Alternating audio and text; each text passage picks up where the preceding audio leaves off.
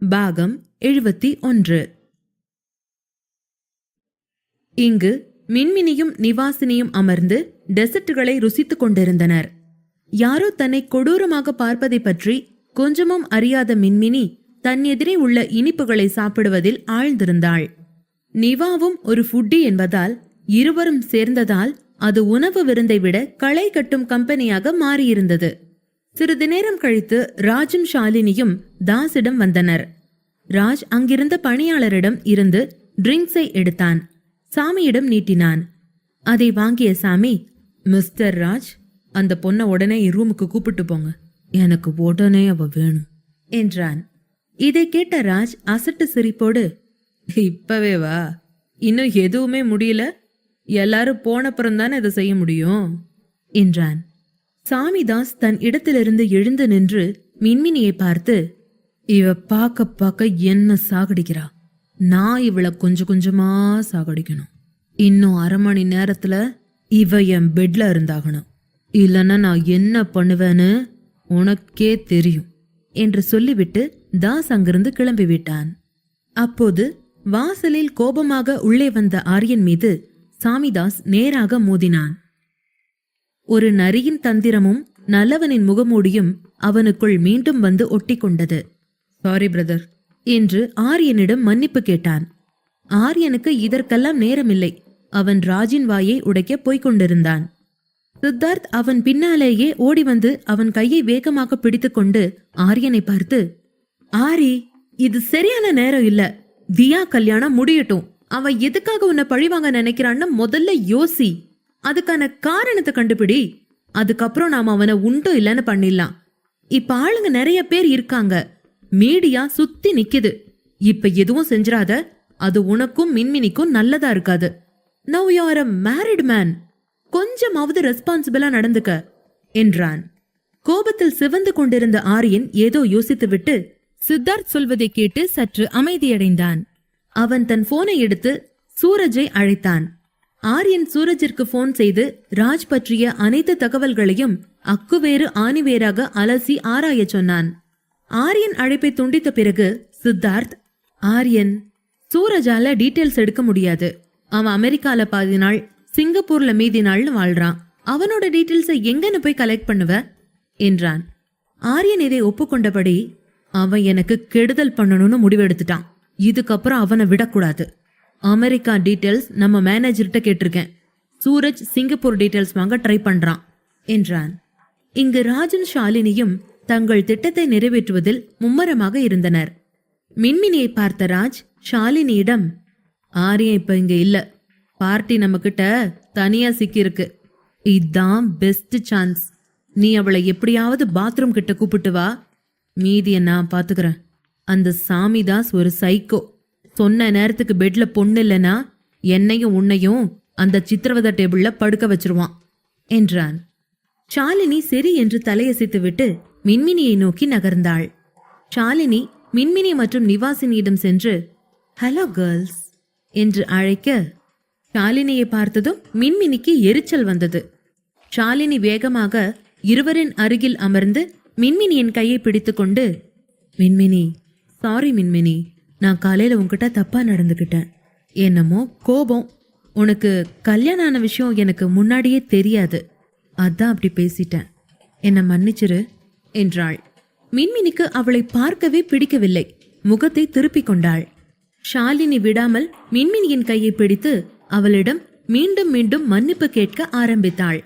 ஒரு கணம் மின்மினிக்கு ஷாலினி மீது கோபம் வந்தது. ஆனால் அவள் கேட்கும் மன்னிப்பில் உண்மை இல்லை என்பதை நிவாசினி கூட தெரிந்து வைத்திருந்தாள். மின்மினி தன் கையை விடுவித்துக் கொண்டே, ஓகே, கொஞ்சம் என் கையை விடுங்க ஷாலினி என்றாள். ஷாலினி அவள் சொல்வதை கேட்டு, ஓகேன்னு சொல்லிட்ட அப்படின்னா என்னை மன்னிச்சிட்டேன்னு அர்த்தம் என்று அவளாகவே சந்தோஷப்பட்டு கொண்டு அங்கு போய்கொண்டிருந்த பணியாளரை அழைத்து சில கூல்ட்ரிங்க்ஸ்களை அங்கே வைக்க சொன்னாள். அதில் ஒரு குளிர்பான கிளாஸை எடுத்து மின்மினியை நோக்கி நீட்டி, மினி ப்ளீஸ் எடுத்துக்க, நீ வா, நீங்களும் எடுத்துக்கங்க என்றாள் ஷாலினி. நிவாசினி மறுத்து, இல்ல, நான் இப்ப எதுவும் சாப்பிடுற மாதிரி இல்ல, ஏற்கனவே நாசியாவா இருக்கு என்றாள். ஷாலினி மீண்டும் ஒருமுறை மின்மினியை நோக்கி கிளாஸை உயர்த்தி, மின்மினி நீ இத குடிச்சேன்னா என்ன மன்னிச்சிட்டேன்னு அர்த்தம் என்றாள். மின்மினி வேகமாக தலையை ஆட்டி மறுதளித்தாள். நாங்க இப்பதான் டெசர்ட் சாப்பிட்டோம், இது சாப்பிட்டா சேராது, எனக்கு ட்ரிங்க்ஸ் வேணாம் என்றாள். ஷாலினியிடம் கூல்ட்ரிங்க்ஸ் வேண்டாம் என்று மின்மினி பேச பேச ஷாலினி வேண்டுமென்றே அவளை பிடித்து அவள் வாயில் கூல்ட்ரிங்க்ஸை ஊற்றப்போவது போல அந்த கடல் நிற மொஹிட்டோவை மின்மினியின் மேல் ஊற்ற மின்மினியின் ஒயிட் சாரியில் கடல் நிற மொஹிட்டோ சிந்தி சிதறியது. என்ன ஷாலினி, இவ்ளோ ஹார்ஷா பிஹேவ் பண்றீங்க? நீங்க சாரி கேட்க வந்த மாதிரியே தெரியலையே. நான் தான் மொஹிட்டோ வேணான்னு சொன்னேன்ல என்று ஷாலினியை பார்த்து மின்மினி கோபமாக கத்தினாள். நிவாசினியும் தன் அதிருப்தியை வெளிப்படுத்தி, எதுக்கு ஷாலினி இப்படி பண்ணீங்க? அவளோட ஒயிட் சாரி பூரா வீணா போச்சு, அவ வீட்டுக்கு போய் தான் நீ ட்ரெஸ் சேஞ்ச் பண்ணிக்க முடியும் என்று கொஞ்சம் எரிச்சலாக சொன்னாள். மின்மினியை பார்த்த நிவாசினி, மினி நீ வா, நம்ம வாஷ்ரூம்ல போயிட்டு இதை கிளியர் பண்ண பார்க்கலாம் என்றாள். இதை கேட்ட ஷாலினி, நிவா நீங்க இருங்க நிவா, நான் தான் தப்பு பண்ண, நான் தான் மினி மேல சிந்திட்டேன், நானே அதை கிளீன் பண்ணி விட்டுறேன் என்றாள். இதற்கிடையில் ஷாலினி மீது மின்மினி மிகவும் கோபமாக இருந்தாள். மின்மினிக்கு இந்த புடவை மிகவும் பிடித்த ஒன்று. ஆனால் இப்போது ஷாலினி அதை கெடுத்து விட்டாள். அவள் யாரையும் எதிர்பார்க்காமல் வேகமாக வாஷ்ரூமை நோக்கி செல்ல ஷாலினி குரூர புன்னகையோடு அவளை பின்தொடர்ந்தாள். சிறிது தூரத்தில் மினி வாஷ்ரூம் நோக்கி நடந்து வந்து கொண்டிருப்பதை பார்த்த ராஜ் தன் தந்திரம் பலித்ததைக் கண்டு மகிழ்ந்தான். அவளை அப்படியே மடக்கி கொண்டு போக தயாராக காருடன் நிற்கும் தன்னுடைய ஆட்களை பார்த்து சிக்னல் கொடுத்தான். அதே நேரம் அவசரமாக வாஷ்ரூம் நோக்கி சென்று கொண்டிருந்த மின்மினியின் கைகளை திடீரென்று யாரோ இழுத்து பிடிக்க மின்மினி திடுக்கிட்டு திரும்பி பார்த்தாள். அங்கே ஆரியன் நின்று கொண்டிருந்தான். ஆரியனை பார்த்த ஷாலினி அங்கிருந்து எதுவும் சொல்லாமல் நழுவினாள். ஆரியன் மினியிடம், இந்த இருட்டுல எங்க தனியா போற மின்மினி, நிவா எங்க என்று கேட்டான். மின்மினி தன்னுடைய புடவையை காட்டி, பாருங்க ஆரியன், என் ஃபேவரட் சில்வர் கிரே சாரி, அதுல ப்ளூம் மொஹிட்டோவை ஷாலினி ஊத்திட்டா, என் சாரி வீணா போச்சு, அதை வாஷ் பண்ண தான் போயிட்டு இருக்கேன் என்றாள். சாரி தானே, போனா போகுது, இது மாதிரி இன்னும் 10 சாரி நாம வாங்கிக்கலாம், அதுக்காக கவலைப்பட்டு இந்த மாதிரி புது இடத்துக்கு தனியா வராத என்றபடி சுற்றி முற்றி பார்த்தான் ஆரியன். அங்கே மின்மினியை நோட்டம் விடும் சில கண்களை அவன் அடையாளம் கண்டு கொண்டான். ரகசியமாக ஒரு பெரும் செடி மறைவில் நின்று கொண்டு ராஜ் மின்மினியை பார்த்து கொண்டிருப்பதை ஆரியன் பார்த்து விட்டான். இது ஆரியனின் கோபத்தை அதிகரித்தது. கைவிரல்களை மடக்கி உள்ளங்கைகள் வலிக்க முஷ்டியை இறுக்கினான் ஆரியன். அதன் பின் மீடியாக்கள் நினைவு வர மின்மினியை அங்கிருந்து இழுத்துக்கொண்டு வேகமாக வாசல் நோக்கி நகர ஆரம்பித்தான். ஆரியனின் இந்த செயலால் மினி அதிர்ச்சியானாள்.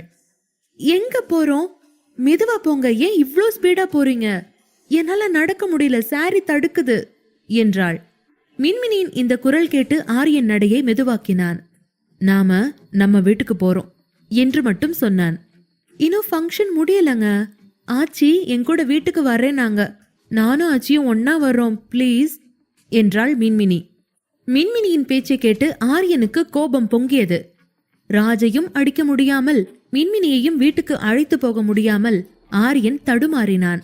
அதன் பின் கோபத்தை கட்டுப்படுத்தி கொண்டு, மினி நாம வீட்டுக்கு போறோம்னா போறோம், அவ்வளோதான் என்றான். ஆனாலும் என்று மினி ஏதோ சொல்ல வாயெடுக்க ஆரியன் அவள் கையை பிடித்து கோபமாக கூறினான். எப்ப பாரு சின்ன குழந்தை மாதிரி நடந்துக்காத மினி, நான் சொன்னா அதுக்கு ஒரு காரணம் இருக்கும், எதிர்த்து பேசாம கம்மன் என் கூட வா என்றான். ஆரியன் மீண்டும் மின்மினியை இழுத்துக்கொண்டு வேகமாக நடக்க ஆரம்பித்தான். டிரைவரை கூப்பிட்டு தன் காரை வரவழைத்து வேகமாக மின்மினியை அதில் உட்கார வைத்தான். அவனும் கார் ஏற எத்தனிக்கும் போது சித்தார்த்திடமிருந்து போன் வந்தது. ஆரியன் காரை விட்டு இறங்கி சித்தார்த்திடம் பேச ஆரம்பித்தான். எங்க ப்ரோ போயிட்ட? உன்னை காணோம், மினிய வேற காணோன்னு நிவா சொன்னா என்றான். இதை கேட்ட ஆரியன், மினி எங்கூட தான் இருக்கா, நீ நிவாவை கூப்பிட்டு கிளம்பு, அவளுக்கு இந்த நேரத்துல ரெஸ்ட் வேணும், நானும் மினியும் வீட்டுக்கு கிளம்பிட்டோம் என்றான். சரி என்று சொன்ன சித்தார்த், ஓகே டியூட், நாங்களும் கிளம்புறோம், நீ டென்ஷன் ஆகாம வீட்டுக்கு போ என்றான். சித்தார்த் பேசிக் கொண்டிருக்கும் போதே ஆரியன் அவனை தடுத்து, இன்னைக்கு நான் டென்ஷன் ஆகல சித்தார்த், ஆனா நாளைக்கு ஆவன், அத நீ வேடிக்கை பாரு, இந்த ஒரு நாளை அந்த ராஜ் நல்லா அனுபவிச்சுக்கிட்டோம், காலையில இருக்கு அவனுக்கு என்றான். ஆரியன் பேச்சை கேட்ட சித்தார்த், சரி ப்ரோ, முதல்ல நீ கிளம்பு என்று அழைப்பை துண்டித்தான். அதே சமயம் ஆரியன் இப்போது காரில் அமர்ந்து டிரைவரிடம் காரை ஸ்டார்ட் செய்யும்படி கூற வண்டி கிளம்பியது. ஆரியன் மின்மினியை திரும்பி பார்க்க அவள் அவனிடமிருந்த முகத்தை திருப்பிக் கொண்டு அமர்ந்திருப்பதை பார்த்தான். மின்மினியை வேகமாக இழுத்து கொண்டு வந்ததால் அவள் கோபமாக இருக்கிறாள் என்பதை புரிந்து கொள்ள ஆரியனுக்கு வெகு நேரமாகவில்லை. மறுபுறம் ராஜ் தனது முழு திட்டமும் தோல்வியடைந்ததால் கோபத்தில் என்ன செய்வது என்று புரியாமல் தவித்தான். இப்போது அந்த சாமிதாசிடம் சென்றால் அவன் தன்னை என்ன செய்வான் என்று யோசிக்கும் போதே அவனுக்கு தலை சுற்றியது. ராஜ் இப்போது தான் என்ன செய்வது என்று யோசித்துக் கொண்டிருந்தான். சாமிதாசிடம் எப்படி என்ன சொல்லி சமாளிப்பது? அவன் ஒரு மிருகம். காமம் வந்துவிட்டால் அவன் ஆசைப்பட்டது கிடைத்தே ஆக வேண்டும். இல்லாவிட்டால் எதிர்படுகிறவன் யாராக இருந்தாலும் அவர்களை சும்மா விடமாட்டான். இதையெல்லாம் நினைத்து யோசனையில் இருந்த ராஜின் போன் அடிக்க ஆரம்பித்தது.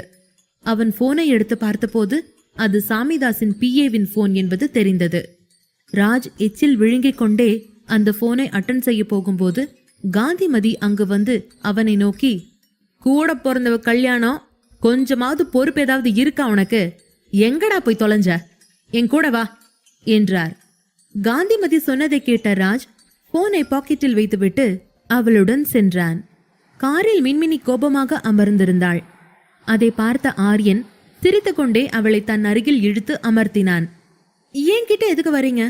நான் கோவமா இருக்கேன் உங்க கூட என்று பேசி முடிக்கும் முன் ஆரியன் மின்மினியின் வாயை பொத்தி டிரைவரையும் அவன் அருகில் அமர்ந்திருந்த சூரஜையும் கை காட்டினான். இதை புரிந்து கொண்ட மின்மினி பேசாமல் அமர்ந்து கொண்டாள். சில நொடிகள் கழித்து அவன் காதருகே சென்று, உங்க மேல நான் கோவமா இருக்கேன், பேச மாட்டேன் என்று கிசுகிசுப்பான குரலில் ரகசியமாக தன்னுடைய கோபத்தை வெளிக்காட்டினாள். மறுபுறம் மின்மினியின் இந்த குழந்தைத்தனம் பார்த்து ஆரியன் சிரித்தான். ஆரியன் ஒரு கையால் மின்மினியின் தோளை பிடித்து மார்போடு அணைத்துக் கொண்டான். ஆரியனை குழப்பமாக பார்த்து கொண்டே மனதிற்குள், நான் கோபமா இருக்கேன்னு சொல்றேன், கண்டுக்காம கட்டி பிடிக்கிறதுலயே குறியா இருக்காரு என்று முணுமுணுத்தாள் மினி. ஆரியன் தன் டிரைவரிடம் கார் அபார்ட்மெண்ட்டுக்கு விடுங்க என்று சொன்னபோது அவளால் அதை கவனிக்க முடியவில்லை. ஆனால் அபார்ட்மெண்ட் என்கிற வார்த்தை அவளை யோசிக்க வைத்தது. அதன் பின் ஆரியன் மினி தோள் மீது கை போட்டுக் கொண்டே அவளுடைய மற்றொரு கையை இறுக பிடித்து மெல்ல வருடி கொடுத்து கொண்டிருந்தான். இந்த கதகதப்பிலும் சுகத்திலும் மினிக்கு சௌகரியமான தூக்கம் வந்தது. அவள் தூங்கி சாய்ந்து விழும் நேரம் பார்த்து கார் நின்றது. இதை உணர்ந்த மின்மினி ஆரியனிடமிருந்து விலகியபடி, இவ்ளோ சீக்கிரமாவா நாம வீட்டுக்கு வந்துட்டோம் என்று கேட்டாள். ஆரியன் என்றான். ஆரியன் காரை விட்டு இறங்கினான். மினி இறங்கும் போதுதான் அது சிதம்பர விலாஸ் வீடு இல்லை என்பது புரிந்தது. அது பல உயரமான கட்டிடங்களை கொண்ட அபார்ட்மெண்ட் வீடு என்பது மட்டும் புரிந்தது. ஆரியன் சூரஜிடம் பேசிக் கொண்டிருப்பதை கண்டவள் ஆரியனுக்காக அங்கேயே காத்திருந்தாள். அது முன்பனி காலம். இரவு 2 மணி ஆகிவிட்டது. சாலை வெறிச்சோடி கிடந்தது. திரைவிளக்குகளின் வெளிச்சம் மட்டுமே இருந்தது. மின்மினிக்கு குளிரெடுக்க ஆரம்பித்தது. சூரஜிடம் சிறிது நேரம் பேசிய ஆரியன் அபார்ட்மெண்ட்டை திறக்க சொல்லிவிட்டு மின்மினியிடம் வந்தான். ஆரியன் எப்போது வேண்டுமானாலும் இங்கு வருவார் என்பதால் இந்த அடுக்குமாடி குடியிருப்பின் சாவியை சூரஜ் எப்போதும் தன்னுடன் வைத்திருந்தான். ஆரியன் மின்மினியின் அருகில் வந்து அவள் காதில் மெதுவாக, உள்ள வாங்க மிஸ்ஸஸ் ஆரியன் என்றான். இதை கேட்ட மினி, இது என்ன இடம்? இங்க எதுக்கு நம்ம வந்திருக்கோம்? இது நம்ம வீடு இல்லையே என்றாள். ஆரியன் மின்மினியின் கையை பிடித்து, இதுவும் நம்ம வீடுதான் என்று உள்ளே அழைக்க, ஆனால் மின்மினி அவனோடு கூட வராமல் அங்கேயே நின்று கொண்டிருந்தாள். ஆரியன் மின்மினியை பார்த்து, என்னாச்சு, ஏன் வரமாட்டேங்கிற என்று கேட்டான். மின்மினி சினுங்கிக் கொண்டு, உங்க ஸ்பீடுக்கு என்னால நடக்க முடியாது. நான் ஹை ஹீல்ஸ் போட்டிருக்கேன். ஏற்கனவே கல்யாண மண்டபத்துல புடிச்சு இழுத்துட்டு வந்தீங்கல்ல, அதுலயே கால் வலிக்குது, என்னால சுத்தமா நடக்க முடியாது என்றாள். ஆரியன் சிரித்து கொண்டே மின்மினியின் அருகில் வந்து, சரி நேரா நில்லு, நான் உன்னை தூக்கிட்டு போறேன் என்றான். மின்மினி ஒரு குழந்தையை போல கைகளை விரித்து தன்னை ஆரியன் தூக்கிக் கொள்ள ஏதுவாக நின்றாள். மின்மினியின் இந்த அழகான செயலை பார்த்து சிரித்த ஆரியன் கண்ணிமைக்கும் நேரத்தில் மின்மினியை தன் கைகளில் தூக்கினான். காரில் அமர்ந்திருந்த ஓட்டுநரின் கண்கள் கண்ணாடி வழியாக இவர்களின் செய்கைகளை கவனித்து முதலாளியின் காதல் கணங்களை தான் வேடிக்கை பார்ப்பது தவறு என்று நினைத்த டிரைவர் வேறொரு பக்கம் அவர் பார்வையை திசை திருப்பிக் கொண்டார். அதே நேரம் இன்னொரு இடத்தில் மின்மினியின் புகைப்படத்தையே உற்று நோக்கிக் கொண்டிருந்த தாஸ் நினைத்தது நடக்காமல் போன ஆத்திரத்தில் கையில் இருந்த பெல்ட்டால் தனக்கு கீழே கிடந்த பெண்ணை அடிக்க ஆரம்பித்தான்.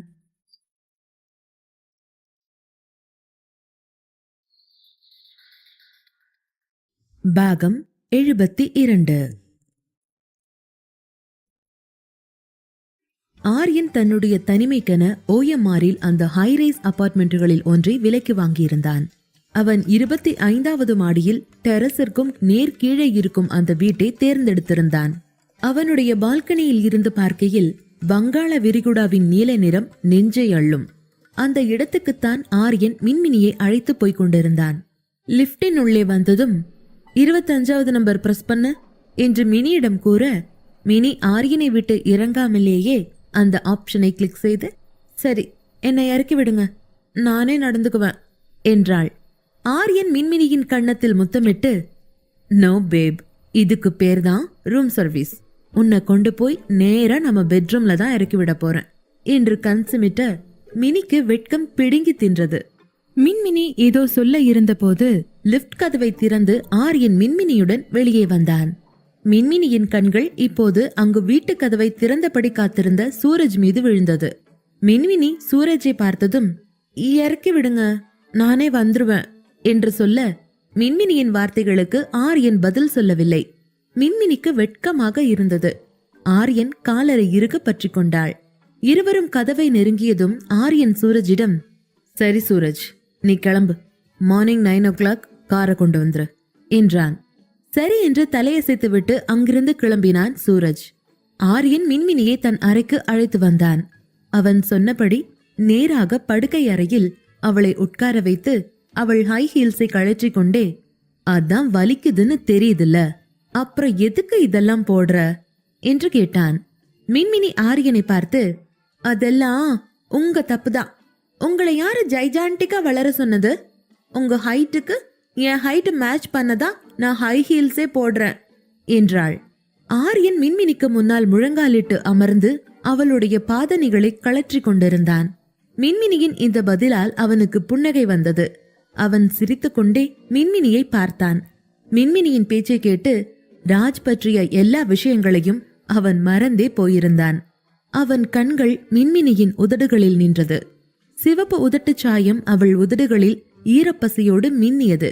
அந்த ஈரப்பசி நிறைந்த உதடுகள் ஆரியனின் தாகத்தை அதிகரிக்க அவள் உதடுகளை நோக்கி நகர ஆரம்பித்தான். ஆரியனின் இந்த செயலை பார்த்த மின்மினி பேச்சை நிறுத்தி அவள் கொஞ்சம் கொஞ்சமாக பின்வாங்க ஆரம்பித்தாள். இந்த பின்வாங்கல்களால் மின்மினி தடுமாறி கட்டிலில் விழ ஆரியன் அவள் மேல் சாய்ந்தான். மின்மினி ஆரியனை தடுக்க நினைத்து அவன் முதுகில் அடிக்க ஆரம்பித்தாள். முத்தமிட்டு கொண்டிருந்த ஆரியன் மின்மினியின் சத்தம் கேட்டு அவளை விட்டு பிரிந்து எழுந்தான்.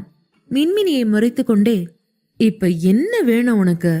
எதுக்கு என்ன இந்த டைம்ல ஸ்டாப் பண்ற என்று கேட்டான் ஆரியன். தன்னுடைய முத்த தருணங்களை மின்மினி இப்படி தடுப்பது ஆரியனுக்கு பிடிக்கவில்லை. மறுபுறம் மின்மினி, நான் வாஷ்ரூமுக்கு போகணும், ஷாலினி என் மேல ஜூஸ கொட்டி இந்த புடவைய நாஸ்தி பண்ணிட்டா, எனக்கு உடம்பெல்லாம் பிசு பிசுன்னு இருக்கு, நான் ஃபர்ஸ்ட் அதை வாஷ் பண்ணிக்கிட்டுமா என்று பாவமாக கேட்க ஆரியன் மனம் இளகினான்.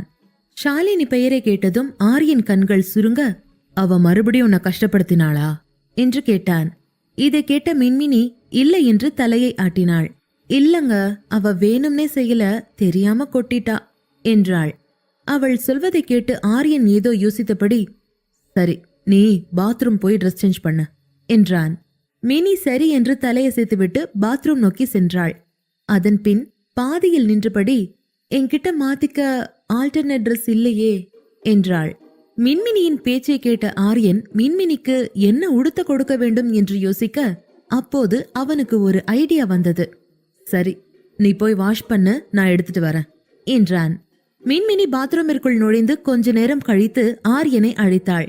ஆரியன் வேகமாக வந்து உடைகளை அவளிடம் கொடுத்தான். சிறிது நேரம் கழித்து மின்மினி ஆரியனை அழைத்து, இதை எப்படி போடுறது, வேற ட்ரெஸ் கொடுங்க என்று கத்தினாள். அதற்கு ஆரியன் மின்மினியிடம், என்னவா இருந்தாலும் இந்த Dress மட்டும்தான் இங்க இருக்கு. ஒன்னு Dress போட்டுட்டு வா, இல்ல போடாம வந்தாலும் எனக்கு ஒரு பிரச்சனையும் இல்ல என்று சொல்லிவிட்டு சிரித்துக்கொண்டே புது வெள்ளை மழை பாடலை சன்னமாக பாடினான். சிறிது நேரம் கழித்து பாத்ரூம் கதவை திறந்து மின்மினி வெளியே வந்ததும் ஆரியன் கண்கள் ஆவலாக மின்மினியை பார்க்க, மின்மினி ஆரியன் டிஷர்ட் ஒன்றை அணிந்திருந்தாள். அவனுடைய பாக்ஸர்ஸ் அவளுக்கு முழங்காலுக்கும் கீழாக நீண்டிருந்தது. அவளால் நடக்கவே முடியவில்லை. முகம் முழுவதும் வெட்கத்தால் சிவந்திருந்தது. அவனை ஓரக்கண்களால் பார்த்து கொண்டே பாத்ரூமிலிருந்து வெளியே வந்து கொண்டிருந்தாள். ஆரியன் லேசாக மூட் அவுட் ஆனான். அரவிந்த் சாமி மாதிரி டிஷர்ட்டை கலட்டி கொடுன்னு கேட்கலான்னு பார்த்தா இப்படி வந்து நிக்கிறா என்று போலியாக அழுத்து கொண்டான். ஆனால் உள்ளூர ஆசை தீர அவளை நேசித்துக் கொண்டிருந்தான். மின்மினியை பார்த்த ஆரியன் இப்போது படுக்கையில் இருந்து எழுந்து அவள் அருகில் வர ஆரம்பிக்க, ஆரியன் தன் அருகில் வருவதைக் கண்டு அதிர்ச்சி அடைந்த மின்மினி வேகமாக திரும்ப அவள் நெற்றி அருகில் இருந்த சுவரில் பட்டது. மின்மினியின் நெற்றி சுவரில் பட்டதால் அவள் வாயிலிருந்து மா என்று அலறல் வந்தது. மின்மினி என்று கத்திய ஆரியன் வேகமாக மின்மினியிடம் வந்து மின்மினியின் முகத்தை தன் கைகளில் எடுத்து கவலையுடன் கேட்டான். Are you okay? வலிக்குதா என்று பதறினான். ஆரியன் தன்னை மிகவும் அன்பாக கவனித்துக் கொள்வதை பார்த்து மின்மினி அவனை கண்ணமைக்காமல் பார்க்க ஆரம்பித்தாள். ஆரியன் அவள் நலமா என்று கேட்டுக்கொண்டே இருக்க அவள் அவன் கண்களையே பார்த்து கொண்டிருந்தாள். இத்தனை வருட தனிமைக்கு பிறகு அவளிடம் வாஞ்சையோடு பேச ஒரு இதயம் இருக்கிறது. அந்த வாஞ்சையின் குரல் அத்தனை மிருதுவாக இருந்தது. பெண்கள் செவி வழி காதலில் விழுவதுதானே இயற்கை. மின்மினி ஆரியனின் குரலில் படர்ந்து கிடக்கும் பிரியத்தில் தன்னை முழுதாய் பறிகொடுத்தாள். இந்த பிரியம் உண்மையாகவே நிலைக்குமா, இல்லை வெறும் கனவாகவே போகுமா? மின்மினிக்குள் 1000 கேள்விகள் சுழன்று கொண்டிருந்தன. அதே நேரம் மின்மினி ஆரியனோடு போய்விட்டாள் என்று ராஜ் தெரிந்து கொண்டான். இப்போது அவன் விரும்பினாலும் எதுவும் செய்ய முடியாது. சாமிதாஸிடமிருந்து அவனுக்கு மீண்டும் மீண்டும் அழைப்புகள் வந்து கொண்டிருந்தன. ஆனால் அவனால் போனை எடுத்து பேச முடியவில்லை. மின்மினியை சுலபமாக கையாண்டு சாமிதாஸ் கையில் சேர்த்து விடலாம் என்று நினைத்திருந்தான். அதில் ஆரியன் மண்ணை போட்டு புதைத்துவிட இப்போது சாமிதாஸ் என்கிற அந்த சைக்கோவை எப்படி சமாளிப்பது என்று யோசித்துக் கொண்டிருந்தான். அபார்ட்மெண்டில் ஆரியன் மின்மினியின் நெற்றியை லேசாக மசாஜ் செய்து கொடுக்க ஆரம்பித்தான். அவன் சற்று கோபமடைந்து மின்மினியிடம், உனக்கென்ன மூளை அப்பப்ப ஆஃப் ஆயிருமா மின்மினி? என்ன பார்த்து எதுக்கு ஓட பாக்குற? நான் என்ன உன்னை வாரி வழிச்சு சாப்பிடவா போறேன் என்று அவளை திட்டினான். மின்மினி கண்ணீரை விழுங்கிக் கொண்டு, நீங்க ஏன் என்ன அப்படி பார்த்துட்டே பக்கத்துல வர்றீங்க? அதான் ஓடுன என்றாள். ஆரியன் அவளை பார்த்து, நான் உன் புருஷன், உன்னை எப்படி வேணா பாக்குறதுக்கான எல்லா உரிமையும் எனக்கு இருக்கு. சரி, இப்படி பார்க்க கூடாதுன்னா வேற எப்படி பார்க்கணும் சொல்லு என்றான். அதற்கு மின்மினி ஏதோ பதில் சொல்ல முற்பட்ட போது, தயவு செஞ்சு உன் திருவாய திறக்காம இங்க வா என்று ஆரியன் அவளை மௌனமாக்கினான். ஆரியன் மின்மினியை சமாதானம் செய்து அவளை படுக்கையில் உட்கார வைத்தான். அவனே அவள் அருகில் அமர்ந்து அவள் நெற்றியில் தடவிக்கொண்டே இருந்தான். சிறிது நேரம் கழித்து மின்மினி ஆரியன் கையை விலக்கி, இப்ப வலி பரவாயில்ல, நீங்க போய் ட்ரெஸ் சேஞ்ச் பண்ணுங்க என்றாள். ஆரியன் இப்போது படுக்கையில் இருந்து எழும்பும் முன் மின்மினியை முழுதாக கவனித்தான். லிப்ஸ்டிக்க ரிமூவ் பண்ணிட்டியா என்று கேட்டான். அதற்கு மின்மினி ஆரியனை பார்த்து, நான் ஃபேஸ் வாஷ் பண்ணப்ப அது தானா போயிடுச்சு என்றாள். ஆரியன், சரி, நீ ரெஸ்ட் எடு, நான் ட்ரெஸ் மாத்திட்டு வரேன் என்றபடி ஆரியன் மாற்று உடைகளை எடுத்துக்கொண்டு பாத்ரூமிற்குள் சென்றான். மின்மினி படுக்கையில் இருந்து எழுந்து அங்கும் இங்கும் அலைய ஆரம்பித்தாள். அறை முழுவதும் சுற்றிவிட்டு அறையை ஒட்டிய பால்கனியை எட்டி பார்த்தாள். வெளியே கருநீல கடல் தன்னுடைய வெண் சிறகை விரித்து அந்த இரவில் பறக்க முயற்சித்துக் கொண்டிருந்தது. கொஞ்ச நேரம் கடலையே வேடிக்கை பார்த்தாள். பிறகு தன் இடத்திற்கு திரும்பினாள். அப்போது அவள் கண்கள் படுக்கைக்கு அருகில் இருந்த டேபிளில் வைக்கப்பட்டிருந்த கைப்பையின் மீது சென்றது. மின்மினிக்கு தன் கைப்பையை பார்த்ததும் ஆரியன் சொன்ன வார்த்தைகள் நினைவுக்கு வந்தது. வேகமாக தன் கைப்பையை எடுத்துக்கொண்டு கண்ணாடி முன் நின்றாள். மின்மினி தன் பையில் இருந்த லிப்ஸ்டிக்கை எடுத்து மீண்டும் உதட்டில் தடவினாள். பின்னர் அவள் தலைமுடியை சரி செய்தாள். அப்போதுதான் அவள் கண்கள் அவள் மீது விழுந்தன. அவள் கண்ணாடியில் தன்னை பார்த்து கொண்டு, இந்த ட்ரெஸ்ல எவ்வளோ கேவலமா இருக்கேன், இங்க எதுக்கு வந்தோம்? நம்ம வீட்டுக்கே போயிருந்திருக்கலாம் என்று புலம்ப ஆரியன் குளியலறையிலிருந்து வந்தவன் மின்மினிக்கு பின்னால் நின்று கொண்டு மின்மினியின் பேச்சை கேட்டு சிரித்து கொண்டிருந்தான். மின்மினியை பார்த்த ஆரியன் மின்மினியின் அருகில் வந்து அவளை பின்னால் இருந்து தன் கைகளில் அணைத்தான். மின்மினி ஒரு கணம் அதிர்ந்தாள். அதன் பின் ஆரியன் மின்மினியின் காதில் லேசாக முத்தமிட்டு, "ஆர் யூ ஓகேனா? ஹெட்டேக் ஏதாச்சும் இருக்கா?" என்று கேட்டான். மின்மினி இல்லை என்று தலையை ஆட்டினாள். ஆரியன் மின்மினியின் உதடுகளை கவனிக்க மின்மினி மீண்டும் லிப்ஸ்டிக் தடவியிருப்பதை பார்த்தான். தான் கேட்டுக்கொண்டதற்காக மின்மினி எடுக்கும் மெனக்கடல்கள் ஆரியனுக்கு சந்தோஷத்தை கொடுத்தது. ஆரியன் மின்மினியின் கைகளை தன் கைகளில் பிடித்திருந்தான். அதே நேரம் தன்னுடைய கையில் இருந்த மோதிரத்தை மெதுவாக மின்மினியின் மோதிர விரலில் போட்டு மெல்ல முத்தமிட்டான். மறுபுறம் மின்மினி ஆரியன் மோதிரத்தை தன்னுடைய விரலில் அணிவிப்பதை உணர்ந்தாள். மின்மினி கண்ணாடி முன் பார்த்தாள். பின்னர் அவள் கையை அவன் முன் பிடித்து, "சோ கியூட், எனக்காகவா வாங்கினீங்க? காஸ்ட்லியா இருக்கும் போலையே" என்று கேட்டாள். ஆரியன் மின்மினியின் தோளில் முகத்தை வைத்துக்கொண்டு என்றான். மின்மினி ஆரியனை பார்த்து, "ஆனா நான் தொலைச்சிட்டேன்னா நீங்க என்ன திட்டக்கூடாது, சரியா?" என்று பாவமாக கேட்டபடி ஆரியனை எக்கி அணைத்து கொண்டாள். சிறிது நேரம் கழித்து அவள், "எனக்கு தூக்கம் வந்துருச்சு, டயர்டா இருக்கு" என்றாள். அவள் சொல்வதை கேட்டு ஆரியன் குனிந்து மின்மினியை தன் கைகளில் தூக்கி கொண்டு அவளை கட்டிலில் வசதியாக படுக்க வைத்தான். அலெக்சாவை அழைத்து விளக்குகளை அணைக்கச் சொன்னான். இப்போது அறையில் பக்கவாட்டு விளக்கில் இருந்து வெளிச்சம் மட்டும் வந்தது. அந்த இருளும் ஆரியனின் அண்மையும் மின்மினியின் இதய துடிப்பை அதிகரித்தது. அவளால் தூங்க முடியவில்லை. ஆரியனுக்கும் அவளுக்குமான இந்த நாட்களில் அவளுக்கு என்ன நடக்கிறது என்று அவளால் புரிந்து கொள்ள முடியவில்லை. ஆனால் ஆரியன் அவளை காதலிக்கிறான் என்ற உண்மை மட்டும் அவள் மனதில் அமைதியை ஏற்படுத்தியது. மின்மினி இப்போது அவளை மிகவும் நேசிக்கும் குடும்பம் இருப்பதால் அவள் அதை நினைத்து சந்தோஷப்பட்டாள். ஆரியன் அவளை தன் அருகில் இழுத்தபோது மின்மினி ஆழமான யோசனையில் இருந்தாள். ஆரியன் ஒரு கையை மின்மினியின் சட்டையில் வைத்து, "என் ஷர்ட்டை திருப்பி கொடு" என்று கேட்க மின்மினி திடுக்கிட்டு திரும்பி பார்த்து ஆடையை இறுக பிடித்து கொண்டாள். ஆரியன் சிரித்துக்கொண்டே, "நீ சினிமாலாம் பார்க்க மாட்டியா மினி?" என்று கேட்டான். மினியின் முகம் மாறியது. "அப்பா இருக்கும்போது கூப்பிட்டு போவாரு, அதுக்கப்புறம் அதுக்கான தேவை வரல" என்றவள், "இங்க வந்தப்புறம் நான் பிரைம்ல ஹாட் ஸ்டார்லாம் படம் பார்க்கறேன்" என்றாள்.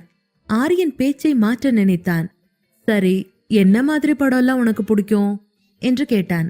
கொஞ்ச நேரம் சினிமா பற்றி பேசிய ஆரியன் சிறிது நேரத்தில் மின்மினியின் உதடுகளை தன்னோடு இணைத்தான். மெதுவாக மின்மினியை முத்தமிட ஆரம்பித்தான். மின்மினி மூச்சு வாங்கினாள். மின்மினிக்கு மூச்சு வாங்க ஆரம்பித்ததை உணர்ந்த ஆரியன் மின்மினியை விட்டு பிரிந்தான். மின்மினி ஆரியை பார்த்து, "என் லிப்ஸ்டிக் எல்லாம் போயிடுச்சு" என்றாள். ஆரியன் மீண்டும் ஒருமுறை மின்மினியின் முகத்தை தன் கைகளால் பிடித்து மின்மினியின் உதடுகளை முத்தமிட ஆரம்பித்தான். அதே சமயம் மின்மினியின் மூச்சு மீண்டும் ஒருமுறை வேகமாக மாறியது. அவள் கண்களை இறுக மூடிக்கொண்டு ஆரியனை அவனுடைய விருப்பத்திற்கிணங்க அனுமதிக்க ஆரம்பித்தாள். மறுபுறம் மின்மினியின் உடல் வாசனை ஆரியனை கொன்று போட இப்போது அவன் தன்னை கட்டுப்படுத்திக் கொள்ள விரும்பவில்லை. யாருமற்ற தனிமையும் பால்கனி வந்து சேர்ந்த கடல் காற்றும் அவன் காதலை அதிகரித்தது. அவன் தந்த ஆடை அவன் கையில் வந்து சேர ஆரியன் புன்னகித்துக் கொண்டே மின்மினியிடம் மேலும் முன்னேறி கொண்டிருந்தான்.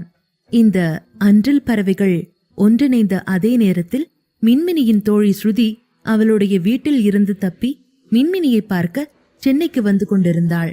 ஸ்ருதி தனியாக பயணிப்பதை அறிந்த 2 மர்ம நபர்கள் அவள் எதிரில் வந்து அமர்ந்தனர்.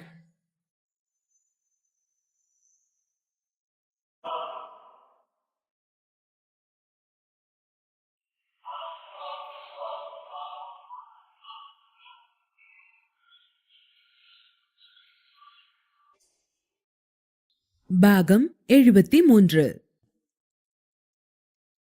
ஆரியன் முன்னேற ஆரம்பித்து பின் ஏதோ நினைவு வந்தவனாக மின்மினியிடம் இருந்து எழுந்து தன் இடத்திலேயே வந்து படுத்துக் கொண்டான். ஏற்கனவே டயர்டான மின்மினியை மேலும் டயர்டாக்க ஆரியன் மனம் ஒப்புக்கொள்ளவில்லை. மின்மினி ஆரியன் நகர்ந்து போன பின் மெதுவாக கண் திறந்தாள். ஆரியன் அவளிடமிருந்து விலகி கண்களை மூடிக்கொண்டு படுத்திருந்தான். ஆரியனை தான் ஏதோ மூட் அவுட் செய்துவிட்டோம் என்பது வரை மின்மினிக்கு புரிந்தது. ஆனால் அவள் எப்படி செய்தாள் என்பது அவளுக்கு புரியவில்லை. ஆரியனை நெருங்கி அவன் மார்பில் தலை வைத்து படுத்துக் கொண்டாள். "இல்ல மினி, நீ டயர்டா இருக்க, கம்ஃபர்டபுளா பில்லோல தலை வச்சுக்க என்றான் வாஞ்சையுடன். ஆனால் மின்மினியோ, இல்ல, நான் இப்படிதான் தூங்குவேன் என்றாள். அவளின் நெருக்கம் ஆரியனை சூடாக்கியது. ஆனால் என்ன செய்ய முடியும்? எதுவும் செய்யாமல் கைகளை குறுக்காக கட்டிக்கொண்டு மின்மினியை அணைத்து உறங்கிப் போனான். மறுபுறம் தோட்டத்தில் திருமண சடங்குகள் நடந்து கொண்டிருந்தது. அப்போது அதிகாலை 4 மணி ஆகிவிட்டது. மணமக்கள் 7 சுற்று அக்னியை வலம் வர எல்லாம் தயாராக இருந்தது. ஆச்சி மின்மினியை காணாமல் வருத்தப்பட்டார். 2 மணி நேரம் தேடியும் அவளை பார்க்க முடியவில்லை. அவள் போனும் சுவிட்ச் ஆஃப் செய்யப்பட்டிருந்தது. ஆரியனும் போனை எடுக்கவில்லை. ஆச்சி ஐயாவிடம் வந்து, பேரனும் பேத்தியும் எங்க போனாங்க? அவங்க வீட்டுக்கு போயிட்டாங்களா? யார்கிட்டயாவது கேளுங்க என்றார். ஐயா, ஆமா மீனா, சொல்ல மறந்துட்டேன். ஆரியன் மினியை கூப்பிட்டு வீட்டுக்கு போயிட்டதா சித் சொன்னான் என்றார். அதை கேட்ட ஆச்சி சற்று கோபத்துடன், கேட்டாதான் எதையுமே சொல்வீங்களா என்று அழுத்து கொண்டார். அதற்கு ஐயா சிரித்து கொண்டே, மறந்துட்ட மீனா, கொள்ளு பேரம் பாக்குற வயசாயிருச்சு, இன்னமும் என்ன அதட்டிக்கிட்டே இருக்காத என்று கிண்டல் செய்தார். கல்யாண வீட்டில் யாருக்கும் கேட்காத மாதிரி ரகசியமாக போனில் பேசிக் கொண்டிருந்த ராஜின் முகம் இறுகியது. மின்மினி வராவிட்டால் ராஜுக்கு சாவு நிச்சயம் என்று மிரட்டினான் சாமிதாஸ். ராஜ் மின்மினிக்கு பதிலாக வேறு ஏதாவது பெண்ணை ஏற்பாடு செய்யவா என்று கேட்டபோது கோபமடைந்த சாமிதாஸ் அவன் அருகில் படுத்திருந்த செக்ஸ் ஒர்க்கரின் முடியை பிடித்து கொத்தாக தூக்க அவள் அலறினாள். அந்த சத்தம் ராஜுவுக்கும் கேட்டது. இதா பாரு, எனக்கு மின்மினிதான் வேணும். நான் அவளை சிங்கப்பூர் கொண்டு போய் என் கூட வச்சுக்க போறேன், புரியுதா? அவளை தவிர யார் அனுப்பினாலும் இந்தா என் பக்கத்துல போனமா கிடக்குறாளே, அப்படிதான் அவங்களும் கிடப்பாங்க என்று மிரட்டிய சாமிதாசிடம் சிரமப்பட்டு நடந்ததை சொன்னான் ராஜ். இதை கேட்டதும், இன்னும் 1 வாரம் உனக்கு டைம் தரேன், என்கிட்ட அவளை கொண்டு வந்து சேர்த்துரு, டபுள் பேமெண்ட் வாங்கிக்க. அவ இல்லனா உன் போட்டோக்கு நீயே மாலை போட்டுட்டு என்ன பாக்கவா என்றான் சாமிதாஸ்.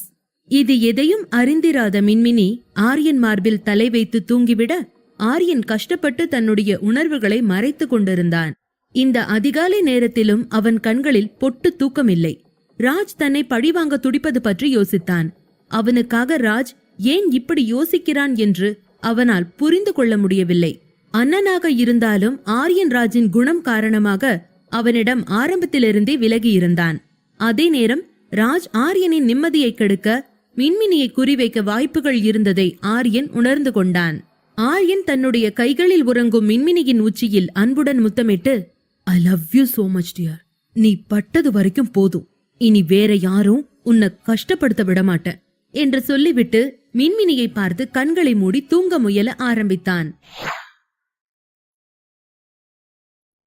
மறுபுறம் திருவனந்தபுரத்தில் இருந்து சென்னை செல்லும் ரயிலின் கழிவறை கதவு திறக்கப்பட்டது. காக்கி போலீஸ் சீருடையில் ஒரு இளைஞன் வெளியே வந்தான். அவனுக்கு வயது 26 அல்லது 27 இருக்கலாம். அவனது யூனிஃபார்மில் இருபுறமும் 3 நட்சத்திரங்கள் இருந்தன. ஏறக்குறைய 5 அடி 11 அங்குல உயரம், அத்லட்டிக் தேகம். அவனது யூனிஃபார்ம் கைகளில் இருந்து கூட அவனது பைசெப்ஸ் தெரிந்தது. அகன்ற மார்பு, சிவப்பு நிறம், கருப்பு நிற கண்கள் என மொத்தத்தில் அந்த இளைஞன் பார்ப்பதற்கு கவர்ச்சிகரமான ஒருவனாக தெரிந்தான். அந்த இளைஞன் கைகளை கழுவிவிட்டு தன் இடத்திற்கு செல்ல முற்படுகையில் பின்னால் ஏதோ சத்தம் கேட்டது. யாரோ ஒருவர் தனது முதுகில் கையை வைக்க அந்த இளைஞன் திரும்பி பார்த்தான். கண்கள் ஏறக்குறைய மூடிய நிலையில் ஒரு பெண் அவன் முன் நின்று கொண்டிருந்தாள். அவள் அப்படியே மயங்கி விழப்போக அந்த பையனின் வலுவான கைகள் அவளை விரைவாக பிடித்தன. அந்த இளைஞியின் இமைகள் சிமிட்டி கொண்டிருந்தன. அவள் இன்னும் சுயநினைவுடன் இருந்தாள். ஆனால் முழுமையான நினைவு இல்லை. என்னை எப்படியாவது காப்பாத்துங்க என்று மெல்லிய குரலில் பேசினாள். இதை சொல்லும்போது அந்த பெண்ணின் கண்களில் இருந்து கண்ணீர் வந்தது. ஆனால் அந்த பெண்ணை பார்த்த உடனேயே அவளின் அழகில் அந்த போலீஸ்காரன் தொலைந்து போனான். அவள் குரலை கேட்டு சுய நினைவுக்கு வந்த அவன் அந்த பெண்ணை கவனித்து வேகமாக அந்த பெண்ணை தன் கைகளில் தூக்கினான். அவளை அவனுடைய கம்பார்ட்மெண்டிற்கு கொண்டு போக நினைக்கும் போது, ஏ ஆபீசர், அவளை எங்க கிட்ட விட்டுட்டு திரும்பி பார்க்காம நடந்து போ என்று ஒரு கட்டையான குரல் கேட்டது. பின்னால் குரல் வந்த சத்தம் கேட்டு இளைஞன் தன் இடத்தில் அப்படியே நின்றான். அவன் திரும்பி பார்த்தபோது தன் எதிரே இருவர் நிற்பதைக் கண்டான். அதில் ஒருவன் கையில் ஆயுதம் வைத்திருந்தான். இளைஞன் தலையை திருப்பி கமலேஷ் என்று சத்தமாக கத்தினான். சிறிது நேரத்தில் ஒரு தலைமை காவலர் அந்த இளைஞனை பார்த்து எஸ் சார் என்றான். அவன் கமலேஷிடம் நம்ம ஆபீசர்ஸ் எல்லாரையும் இங்க கூப்பிடுங்க என்றான். எஸ் சார் என்று கூறிவிட்டு கமலேஷ் உள்ளே சென்றார். மறுபுறம் எதிரில் இருந்த இருவரில் ஒருவர் தனது தோழரிடம் இந்த ஆளு டீமோட வந்திருக்கான் போல, நம்ம அண்ணங்கிட்ட பேசிட்டு தான் அடுத்த மூவ் பண்ணணும் என்றான். இதை கேட்ட இரண்டாவது மனிதன் முதலாம் அவனிடம் ஆமா அண்ணனுக்கு பேசு என்றான். அப்போது அந்த இளைஞன் வயதொத்த மேலும் 5 பேர் அங்கே வந்தனர். இப்போது எதிரில் நின்றிருந்த இருவரும் ஒருவரை ஒருவர் நோக்கி சிக்காத, ஓடு, தப்பிக்கணும் என்று கூறிக்கொண்டே இருவரும் அங்கிருந்து ஓடிவிட்டனர். அவர்கள் ஓடுவதைக் கண்ட இளைஞன் தன் காவலருக்கு கட்டளையிட்டு இவங்க யாருன்னு பாருங்க, ஏன் இந்த பொண்ணை தேடுறாங்க, அவங்க டீடைல்ஸ வாங்குங்க என்றான். அப்போது ஜூனியர் இன்ஸ்பெக்டர் ஒருவர் அங்கு வந்து விகாஷ் என்னாச்சு, யார் அந்த பொண்ணு என்று கேட்டான். விகாஷ் எதுவும் பேசாமல் உள்ளே சென்று அந்த பெண்ணை அழைத்து வந்து தன் இடத்தில் படுக்க வைத்தான். அவன் பெயர் விகாஷ். சென்னை காவல்துறையில் இன்ஸ்பெக்டராக நியமிக்கப்பட்டிருப்பதால் அவன் தனது குழுவுடன் சென்னைக்கு திரும்பி வந்து கொண்டிருந்தான். இங்கே 2 கான்ஸ்டபிள்கள் அந்த மனிதர்களை பின்தொடர்ந்தனர். மீதமுள்ளவர்கள் விகாஷின் பின்னால் இருந்தனர். அதே ஜூனியர் இன்ஸ்பெக்டர் மீண்டும் இன்ஸ்பெக்டர் விகாஷிடம் விகாஷ், இந்த பொண்ணை எங்கிருந்து கூப்பிட்டு வந்தீங்கன்னு சொல்லுங்க என்றான். விகாஷ் தனக்கு முன்னால் படுத்திருக்கும் பெண்ணை பார்த்தான். அவளுடைய சருமம் கோதுமை நிறம், மூடியிருக்கும் பெரிய கண்ணிமைகள், சரியான அளவான உதடுகள், ரயிலின் இருக்கைக்கு கீழே ஓடும் நீளமான முடி. அவள் ஒரு பேஸ்டல் பீச் கலர் லெஹங்காவில் அந்த அலங்கோல நேரத்தில் கூட மிகவும் அழகாக இருந்தாள். விகாஷ் சிந்தனையிலிருந்து வெளியே வந்து அந்த பெண்ணின் மீதிருந்த கண்களை விலக்கி இந்த பொண்ணு ட்ரெயின் டாய்லெட்ல ஒளிஞ்சிருப்பா போல, அங்கிருந்து வெளியே வந்து மயங்கி விழ பார்த்தா, எந்த ஊருன்னு தெரியல, ஆனா அந்த 2 பேர்கிட்ட இருந்தும் தப்பிச்சிருக்கான்னு மட்டும் தெரியுது என்றான். விகாஷ் பக்கத்தில் இருந்த கான்ஸ்டபிளிடம் கமலேஷ் அந்த வாட்டர் பாட்டில் எடுத்து கொடுங்க என்று கேட்க கமலேஷ் தண்ணீர் பாட்டிலை விகாஷிடம் கொடுத்தான். பின் வேகமாக தன் கைகளில் தண்ணீரை எடுத்து அந்த பெண்ணின் மீது தெளித்தான். ஆனால் அந்த பெண் எழுந்திருக்க விரும்பாதது போல் தன் துப்பட்டாவால் முகத்தை மூடிக்கொண்டார். இதை பார்த்த விகாஷுக்கு கொஞ்சம் கோபம் வந்தது.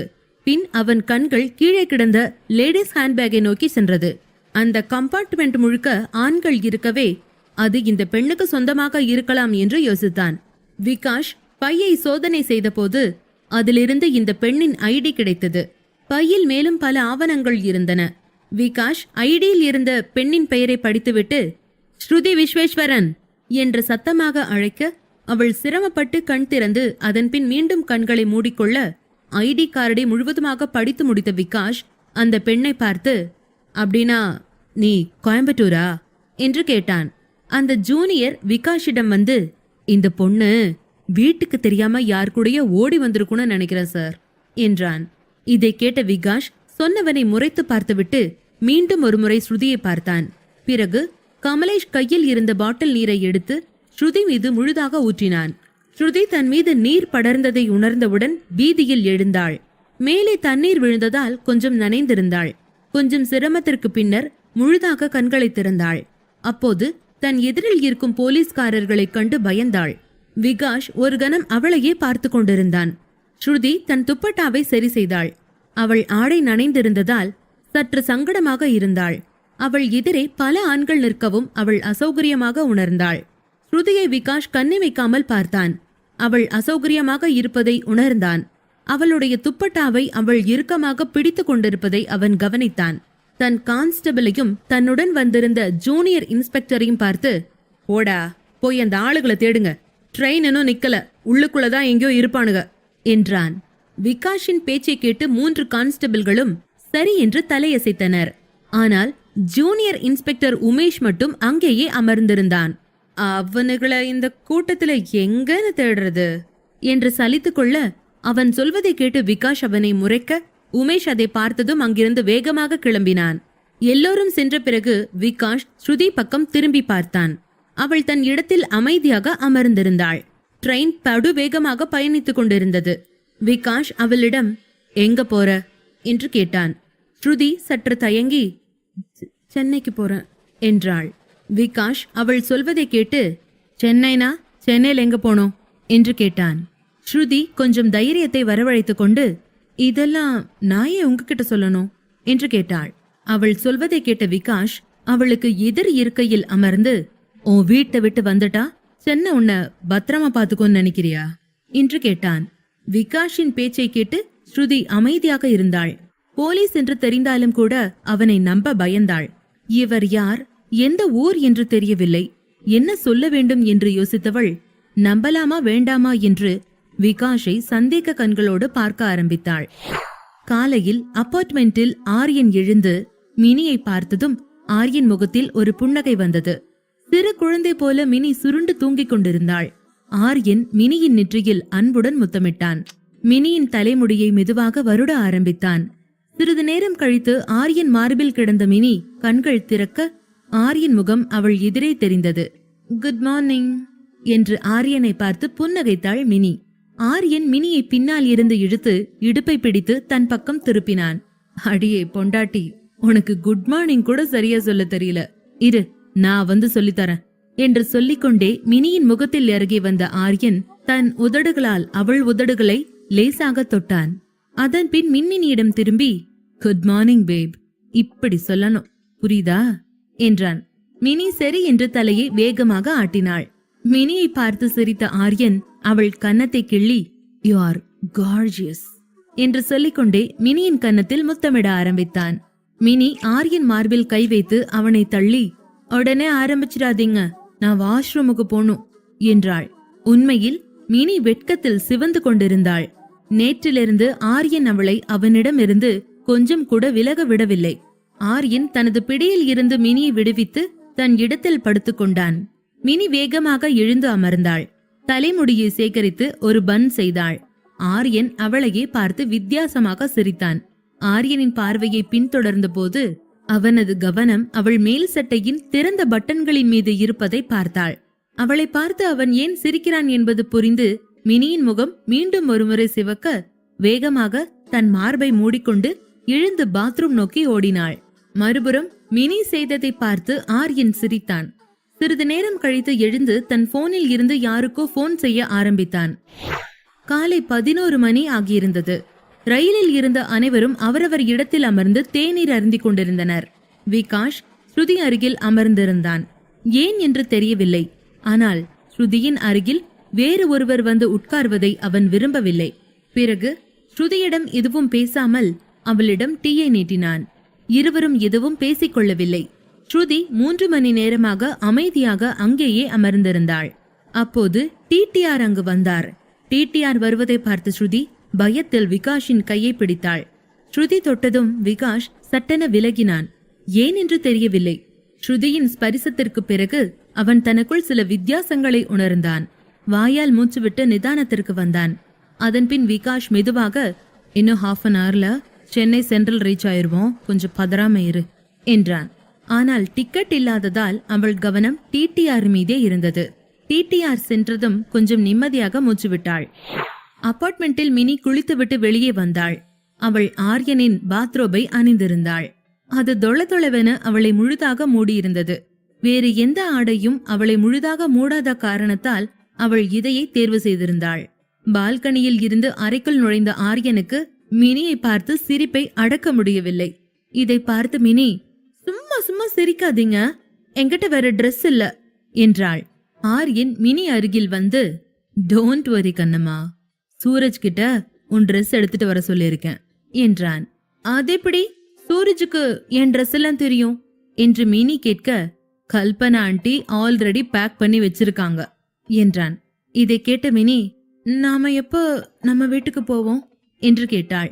அதை கேட்ட ஆரியன் முகம் சுருங்கினான். ராஜ் அங்கிருந்து கிளம்பும் வரை மினியை பத்திரமாக வைத்துக் கொள்ள நினைத்தான். ஆனால் அது நடக்கப் போவதில்லை என்பதை ஆரியன் அப்போது உணரவே இல்லை.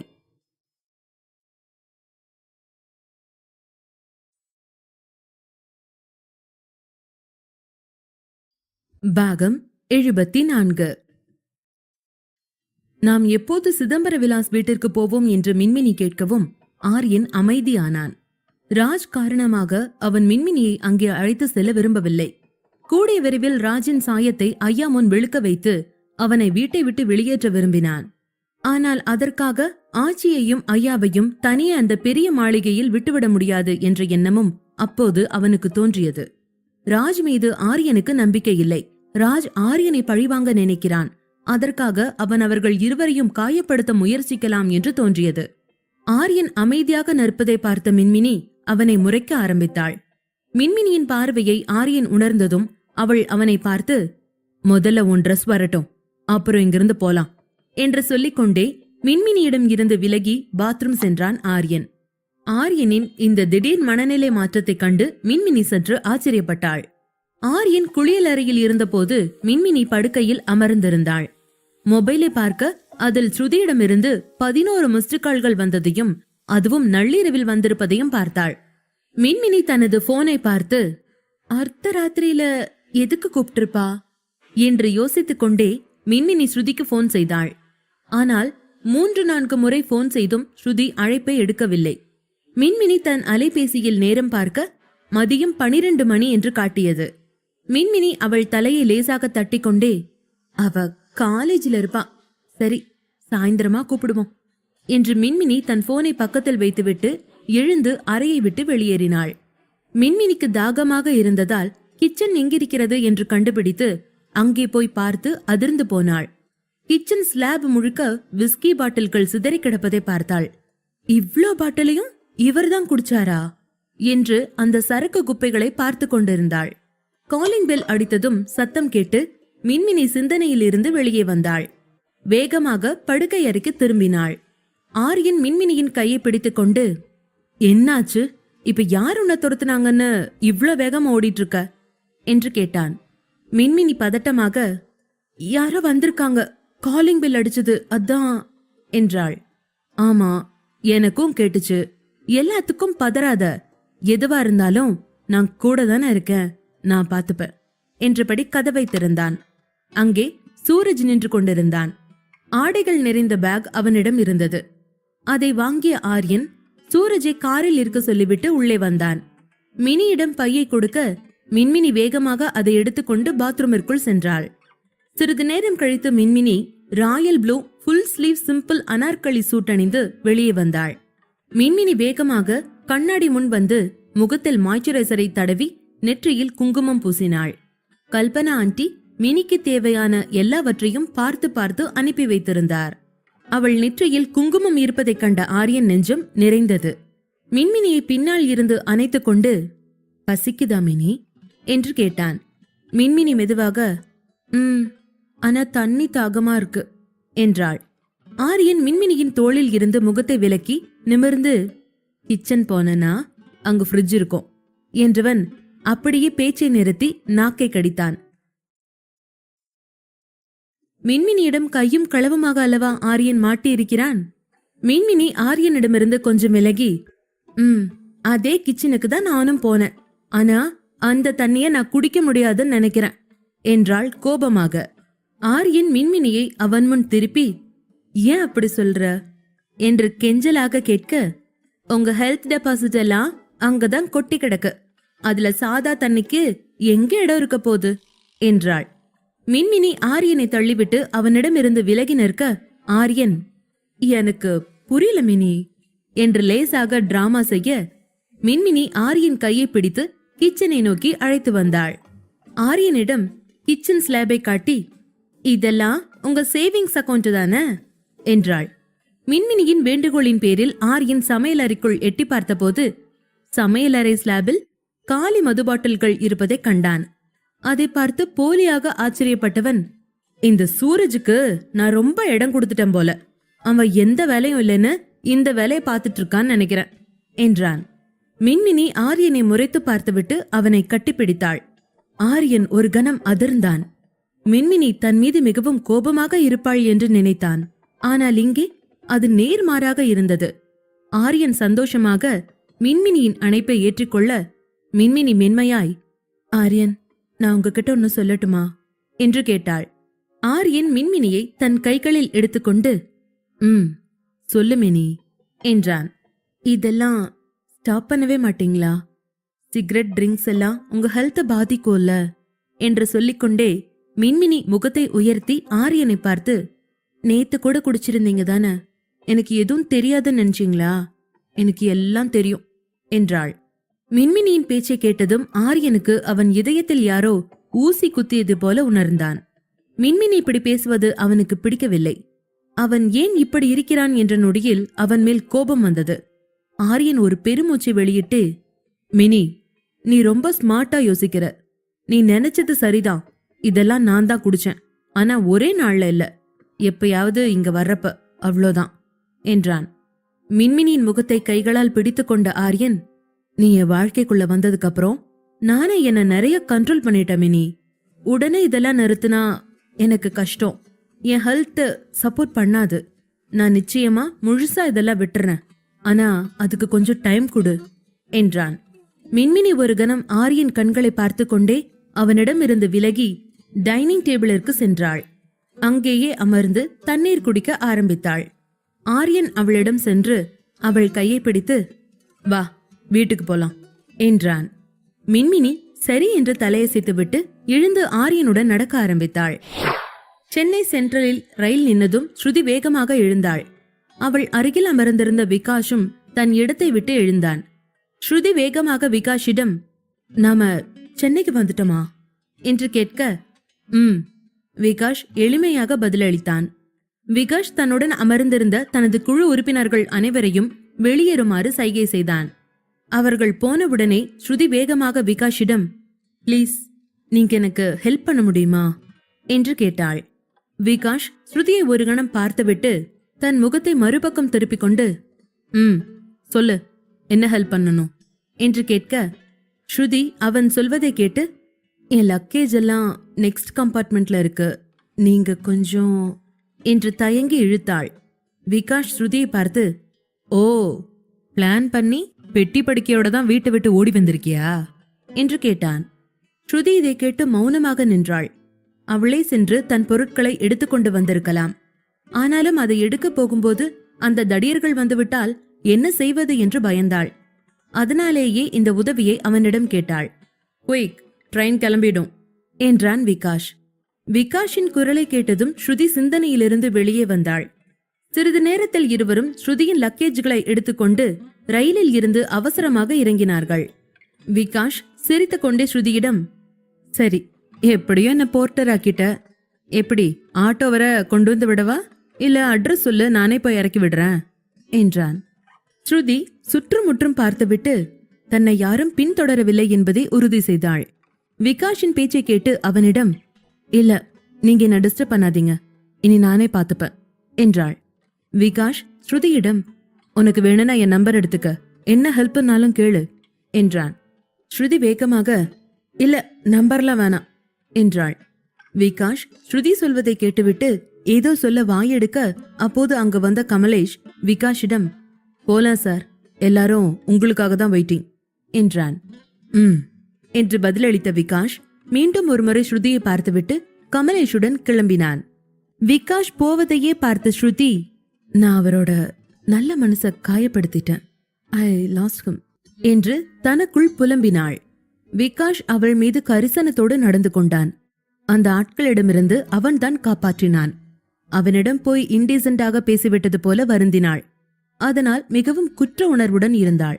விகாஷ் போனதும் ஸ்ருதி ஸ்டேஷனை விட்டு வெளியே வந்தாள். பின்னர் அவளது கைப்பையில் இருந்த மொபைலை தேட, நேற்றிரவு நடந்த பிரச்சனையில் அவளது போன் எங்கேயோ தவறி விழுந்திருக்கலாம் என்பதை உணர்ந்தாள். ஸ்ருதியின் முகம் வெளிரி போக ஆரம்பித்தது. அவள் மின்மினியை எப்படி தொடர்பு கொள்வாள் என்று நினைத்து பதற்றமாக இருந்தாள். மின்மினி இருக்கும் நம்பிக்கையில்தான் அவள் இந்த தெரியாத ஊருக்கு வந்திருந்தாள். பேருந்துகளின் சத்தம் ஸ்ருதியை சிந்தனையிலிருந்து வெளியே கொண்டு வந்தது.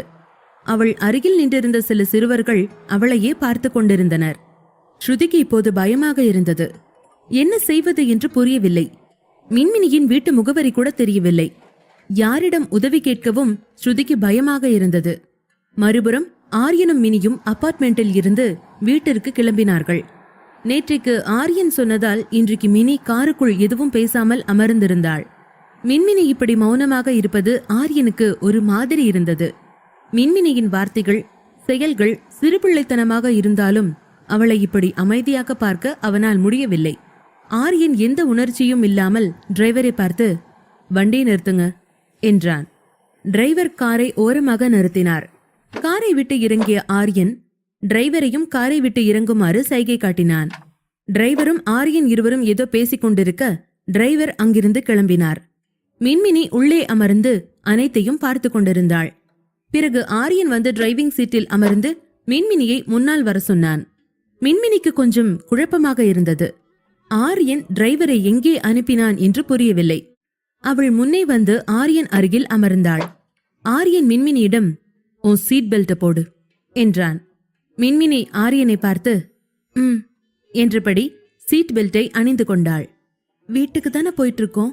என்று சந்தேகமாக கேட்க, அதை கேட்ட ஆரியன் லேசாக சிரித்தான். ஆனால் எதுவும் பேசவில்லை. இப்போது மின்மினிக்கு இன்னும் டென்ஷனாக ஆரம்பித்தது. அவர்கள் நேற்று முதல் வீட்டிற்கு செல்லவில்லை. ஆரியனை பார்த்தால் அவன் இப்போதைக்கு வீட்டிற்கு செல்லும் மனநிலையில் இல்லை என்று தோன்றியது.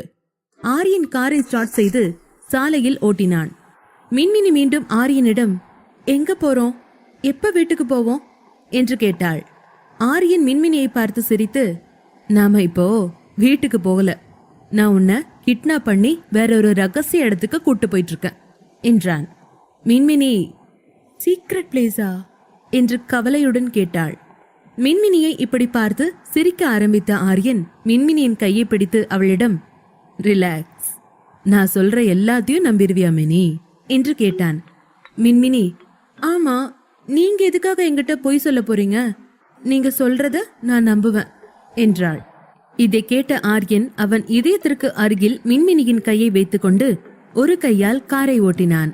ஆரியன் தன் கையை இப்படி பிடித்ததில் மின்மினி மிகவும் வெட்கப்பட்டாள். அவள் அவனது கையை விலக்க முயல ஆரியன் மின்மினியின் கைகளை இறுக்கி பிடித்தான். மின்மினி ஆரியனை பார்க்க ஆரம்பித்து பின் தன் கண்களை தாழ்த்தி கொண்டாள். ஆரியனும் மின்மினியை ஒருமுறை பார்த்துவிட்டு முன்னால் ரோட்டை பார்த்து கார் ஓட்டிக்கொண்டே, "என்னாச்சு?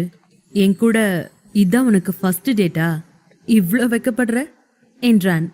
இதை கேட்ட மின்மினி தன் முகத்தை உயர்த்தி, "இல்லையே, எனக்கென்ன வெக்கம்?" என்று சமாளித்தாள். ஆரியன் சிரித்துக்கொண்டே கியர் மாற்றியபடி, "அப்படின்னா புரியல" என்றான். இப்போது மின்மினி அமைதியாக இருக்க ஆரியன் இன்னும் மின்மினியின் கையை பிடித்திருந்தான். அவன் மின்மினியின் மீது மிகவும் அன்பாக இருக்க விரும்பினான். "நானும் நீயும் மட்டும்தான் இந்த கார்ல இருக்கோம். இன்னும் கொஞ்சம் கிட்ட வந்து உட்காரு" என்றான். இதை கேட்ட மின்மினிக்கு இதயம் படபடக்க ஆரம்பித்தது.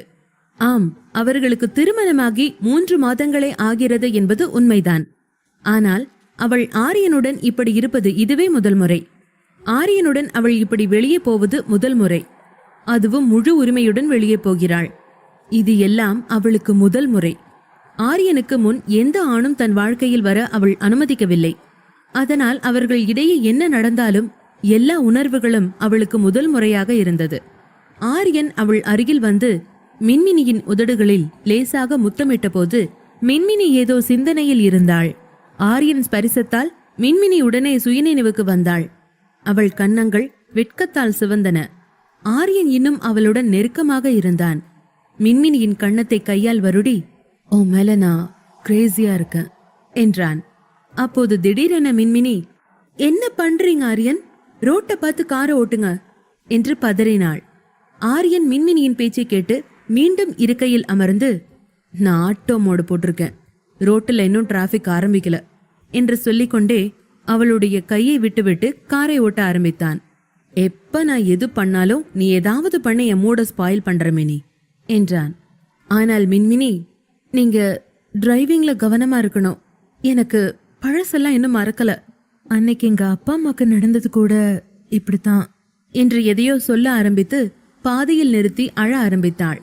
"நான் உங்களையும் லூஸ் பண்ண விரும்பல. எனக்கு ராசி இல்ல. எனக்கு யார பிடிச்சாலும் அவங்க என்னை விட்டு போயிருவாங்க. உங்களுக்கும் ஏதாவது ஆயிருமோன்னு பயமா இருக்கு" என்றாள். இதை கேட்ட ஆரியன் மனம் இளகினான். அவளுடைய கடந்த கால வலிகளை அவள் இன்னும் மறக்கவில்லை என்பது புரிந்தது. அவளுடைய கைகளை பிடித்து கொண்ட ஆரியன், "சாரி மினி, இனிமே சரியா இருப்ப. உன்னோட லாஸ் என்னன்னு எனக்கு தெரியும். அதை நானும் அனுபவிச்சிருக்கேன்" என்றபடி காரை ஒழுங்காக ஓட்ட ஆரம்பித்தான்.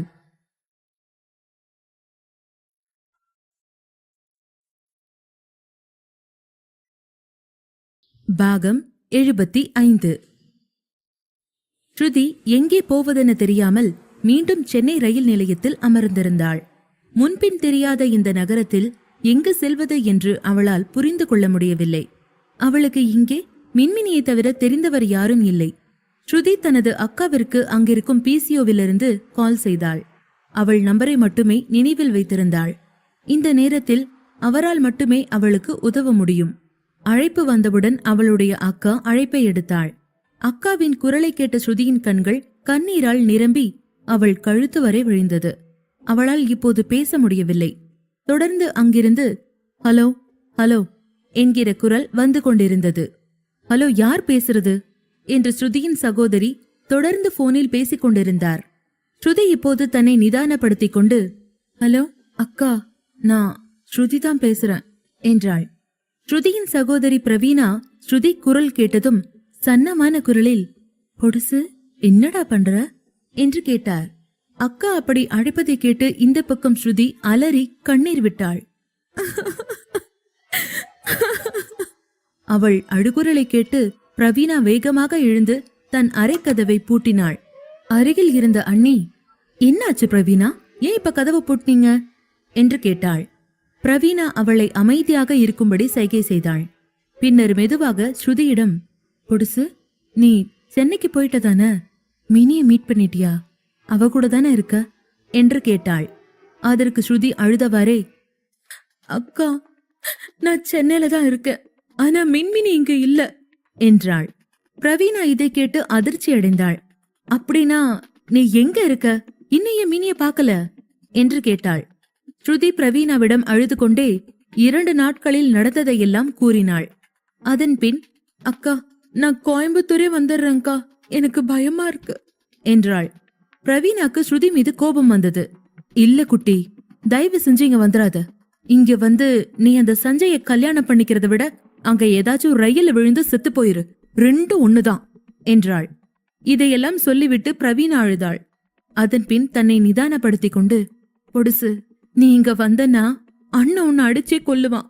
மீறி உயிரோட இருந்தேனா அந்த சஞ்சய்க்கு உன்னை கட்டி வைப்பான். அப்பா அம்மா எல்லாரும் அண்ணனுக்கு துணையா நிக்கிறாங்க. நீ வராத ஸ்ருதி, எப்படியாவது உன்னை காப்பாத்திக்க என்றாள் பிரவீனா. இதையெல்லாம் கேட்ட ஸ்ருதிக்கு அழுகை அதிகமாகியது. என் கண்ணு முன்னாடி உன் லைஃப் வீணாகிறத என்னால வேடிக்கை பார்க்க முடியாது. நம்ம அண்ணன் அவன் சுயநலத்துக்காக உன்னை தியாகம் பண்ண சொல்றான் என்றபடி அழுத பிரவீனா கண்களை துடைத்துக் கொண்டு, இப்போதைக்கு ரயில்வே ஸ்டேஷன் பக்கத்துல இருக்கிற ஹோட்டல்ல தங்கு, எப்படியாவது மின்மினிய மீட் பண்ணிரு. நானும் மினிக்கு ட்ரை பண்ணி உனக்கு நடந்ததை சொல்றேன். உன்னை காணாம வீடு முழுக்க என்னையும் அண்ணியையும் சந்தேகப்படுறாங்க. நான் அதிகம் பேச முடியாது என்றாள். ஸ்ருதி இதை கேட்டவுடன் அமைதியானாள். திடீரென்று சில நாட்களில் அவளது உலகம் தலைகீழாக மாறிப்போக வெளி சப்தங்கள் எல்லாம் அவளை எதுவும் செய்யவில்லை. அண்ணன் கல்யாணம் செய்து கொள்ள சொன்ன பையன் ஒரு ரவுடி, அந்த ஏரியா தாதா. சில பிசினஸ் அட்ஜஸ்ட்மெண்ட்டுகளுக்காக இந்த கல்யாணத்தை நடத்தியே ஆக வேண்டும் என்று அவன் பிடிவாதம் பிடிக்க அவனுடைய அப்பா அம்மா அதற்கு துணையாக நின்றார்கள். பணம்தான் உலகை அணுக சிறந்த வழி என்று அவர்கள் நம்பினார்கள். எந்த ஊரிலாவது பெற்ற அம்மா அப்பா தன்னுடைய பையன் நன்றாக இருப்பதற்காக தன்னுடைய பெண்ணை பாழும் கிணற்றில் தள்ள முயற்சிப்பார்களா? ஸ்ருதியின் அப்பா அம்மா அதை செய்தார்கள். பொடுசு, ஸ்ருதி குட்டி, நான் பேசுறது கேக்குதா என்று பிரவீனா தொடர்ந்து போனில் அழைத்தார். அவரது குரலை கேட்டதும் ஸ்ருதி சுயநினைவுக்கு வந்து, அக்கா, நான் போனை வைக்கிறேன் என்றபடி போனை வைத்தாள். ஸ்ருதி கண்களில் இருந்து கண்ணீர் வழிந்து கொண்டிருந்தது. அவளுக்கு யாரும் உதவ போவதில்லை என்று இப்போது புரிந்துவிட்டது. அதே நேரம் ஸ்ருதி வீட்டில் பிரவீனா தன் அண்ணியை கட்டிப்பிடித்து, எனக்கு பயமா இருக்கு அண்ணி, அந்த மருதமலை முருகன் தான் நம்ம ஸ்ருதியை காப்பாத்தணும் என்று அழுதாள். ஸ்ருதியின் அண்ணி பிரவீனாவை சமாதானம் செய்து, பிரவீனா, நீ ஸ்ருதி பேரை சொல்லாத, இங்கு செவத்துக்கும் காது இருக்கும். நீ மினிய கூப்பிட்ட விஷயத்த சொல்லு. நம்ம பொண்ணு அங்க ரயில்வே ஸ்டேஷன்ல தனியா இருக்கிறதோ தன்னந்தனியா லாட்ஜில போய் தங்குறதோ சரியா வராது என்றார். இருவரும் பேசிக் கொண்டிருந்த போது யாரோ அவர்களின் மூடிய கதவை சத்தமாக தட்ட ஆரம்பித்தனர். சத்தம் கேட்டு அவர்கள் இருவரும் பயந்து ஒருவரை ஒருவர் பிடித்துக் கொண்டனர். பிரவீனா ரிசீவ்டு கால் நம்பரை அவசர அவசரமாக அழித்தபடி கதவை திறக்க அங்கே நின்று கொண்டிருந்த அவளுடைய அண்ணன் வெடுக்கென்று போனை பிடுங்கினான். அதே வேளையில் மின்மினியும் ஆரியனும் ஒரு நட்சத்திர ஹோட்டலில் இருந்தனர். மின்மினி அங்குள்ள அனைத்தையும் கண்விரிய பார்த்து கொண்டிருந்தாள். பார்த்தவுடன் அது 5 ஸ்டார் ஹோட்டல் என்று தெரிந்தது. அங்கே அமர்ந்திருந்தவர்களின் கண்கள் ஆரியனையும் அவளையும் வேடிக்கை பார்க்க மின்மினிக்கு சற்று அசௌகரியம் ஏற்பட்டது. இதெல்லாம் அவளுக்கு புதிது. இவ்வளவு விலை உயர்ந்த உணவகத்திற்கு அவள் இதுவரை சென்றதில்லை. கோவையில் இருந்த வரைக்குமே கூட ஸ்ருதியோடு ரோட்டோர பானிபூரி கடைகளை பதம் பார்த்திருக்கிறாளே தவிர இப்படியான உயர்தர ஹோட்டல்களுக்கு அவள் போனதே இல்லை. இப்போது ஆரியன் மற்றும் மின்மினி இருவரும் அந்த ஹோட்டலில் ஒரு தனி அறைக்கு வந்திருந்தனர். அங்கு அவர்களைத் தவிர வேறு யாரும் இல்லை. மினி மெதுவாக ஆரியனை பார்த்து கொண்டே, வீட்டுக்கு போகாம இங்கெதுக்கு வந்திருக்கோம் என்றாள். இதை கேட்டதும் ஆரியன் மினியை ஆச்சரியமாக பார்த்தான். இங்கே எதுக்கு வருவாங்க மினி? சாப்பிடத்தான் என்றான். மின்மினி அதன் பின் எதுவும் சொல்லவில்லை. ஆரியன் அவள் கையை பிடித்து அவளை ஒரு நாற்காலியில் உட்கார வைத்துவிட்டு தானும் அவள் அருகில் அமர்ந்தான். அங்கே அவர்களின் ஆர்டரை பற்றிய குறிப்புகள் கேட்க வெயிட்டர் வந்தார். ஆரியன் மினியிடம், உனக்கு என்ன வேணும் என்று கேட்க, இங்க என்ன சாப்பிட கிடைக்கும்னே தெரியாம எதை ஆர்டர் பண்றது என்று முனகிக் கொண்டே, நீங்க ஆர்டர் பண்றத நான் சாப்பிட்றேன் என்று நல்ல பிள்ளை போல பதில் சொன்னாள் மின்மினி. ஆரியன் மின்மினியை ஒரு கணம் பார்த்தான். பின்னர் பணியாளரிடம் சில அறிவுரைகளை கூறி அவனை வெளியேற சொன்னான். அதன் பின் ஆரியன் மின்மினியின் கையை பிடித்தான். மின்மினி உள்ளே வந்ததில் இருந்தே அங்கும் இங்கும் வேடிக்கை பார்த்து கொண்டிருந்தாள். ஆரியன் கையை பிடிக்கவும் கவனம் சிதறி அவனை திரும்பி பார்த்தாள். மின்மினியின் முகத்தை பார்த்த ஆரியன், என்ன ஆச்சு? எதுக்கு இப்போ படபடப்பா இருக்க என்று கேட்டான். மின்மினி கண்களை தாழ்த்தி கொண்டே, ஒன்னும் இல்ல, நான் நல்லாத்தான் இருக்கேன் என்றாள். ஆரியன் மேற்கொண்டு எதுவும் பேசாமல் மின்மினியின் கைகளில் முத்தமிட்டு, ரிலாக்ஸ் என்றான். மின்மினி இந்த மாதிரியான ஆடம்பரங்களுக்கு பழகிக் கொள்வதில் அசௌகரியமாக இருக்கிறாள் என்பதை ஆரியன் புரிந்து கொண்டான். சிறிது நேரத்தில் இருவருக்கும் மதிய உணவு வந்தது. ஆரியன் வெயிட்டரை வெளியேறும்படி சைகை செய்தான். பிறகு அவனை மின்மினிக்கு மதிய உணவை பரிமாற ஆரம்பித்தான். வெயிட்டர் சாப்பாடு கொண்டு வந்ததும் மிகவும் உற்சாகமாக இருந்த மின்மினி இப்போது வந்திருந்த உணவை வெறுப்போடு பார்த்தாள். அங்கே வந்திருந்தது எல்லாமே சாலட் வகை உணவுகள்தான். அவள் கோபமாக ஆரியனை பார்த்து, என்ன எல்லாம் இலத்தழியா இருக்கு, நான் இதெல்லாம் சாப்பிட மாட்டேன் என்றாள். இதை கேட்ட ஆரியன் புன்னகைத்து கொண்டே, என்னோட ஹெல்த் பத்தி உனக்கு அக்கறை இருக்கிறப்போ உன்னோட ஹெல்த் பத்தி எனக்கு அக்கறை இருக்குன்னு காட்ட வேணாமா? அதான் இதெல்லாம் ஆர்டர் பண்ண. நேத்து கல்யாண வீட்டுல நீ செம்ம கட்டு கட்டிட்டு இருந்தத நானும் பார்த்தேன். நேத்து ஃபுல்லா சாப்பிட்டதுக்கு இன்னைக்கு லைட் ஃபுட் எடுத்துக்க, அதான் சரியா வரும் என்றான். மின்மினி டேபிளில் வைக்கப்பட்டிருந்த சாப்பாட்டை எல்லாம் பார்த்துவிட்டு, இதெல்லாம் லைட் ஃபுட்டா? எல்லாம் வேக வைக்காம பச்சையா நறுக்கி போட்டிருக்காங்க. இதெல்லாம் சாப்பிட்டா என் வயிறு என்னத்துக்கு ஆகிறது? இந்த ஹோட்டல்ல அடுப்பே இருக்காதா? சும்மா காய்கறியை கட் பண்ணி வச்சிருவாங்களா என்று கேட்டாள். அப்படி பேசிய மின்மினியை பார்த்து சிரித்த ஆரியன் கொஞ்சம் ரிலாக்ஸ் ஆனான். ஹோட்டலுக்குள் நுழைந்ததில் இருந்து என்றிருந்தவள் இப்போதுதான் பேசுகிறாள்.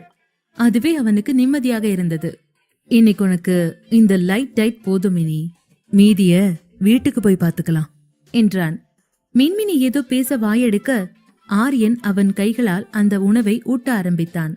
மின்மினி கோபமாகவே வாயை திறந்து அந்த உணவை வேறு வழியில்லாமல் வாங்கிக் கொண்டாள். இதெல்லாம் ஒரு சாப்பாடு, அதுக்கு ஒரு ஹோட்டல். நேத்து கல்யாண வீட்டுல ஒரே ஒரு டெசர்ட் எக்ஸ்ட்ரா சாப்பிட்டேன்.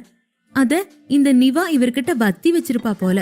பெரிய டயட் ஆன் டயட் என்று மனதிற்குள் புலம்பினாள். ஆரியன் மின்மினிக்கு கொஞ்சமாக ஊட்டிவிட்டு அவள் வேண்டா வெறுப்பாக முழுங்குவதை பார்த்ததும், சரி சரி, இதெல்லாம் நீ சாப்பிட்டப்புறம் ஐஸ்கிரீம் வாங்கிக்கலாம் என்றான். அப்போதுதான் மின்மினியின் கண்களில் ஒளி வந்தது. ஐஸ்கிரீமா? அப்ப சரி, அந்த ஸ்பூனை கொடுங்க. நானே இந்த வெந்தும் வேகாம இருக்கிற புல்லு பூண்டு எல்லாத்தையும் சீக்கிரமா சாப்பிட்டு முடிக்கிறேன் என்றபடி அவளாகவே சாப்பிட ஆரம்பித்தாள். ஆரியன் சிரித்துக்கொண்டே அவனுடைய உணவை சாப்பிட ஆரம்பிக்கும் போது அவனுக்கு ஒரு கால் வந்தது. போனின் காலர் ஐடியை பார்த்ததும் அவன் முகம் நொடியில் இறுக்கமாக மாறியது.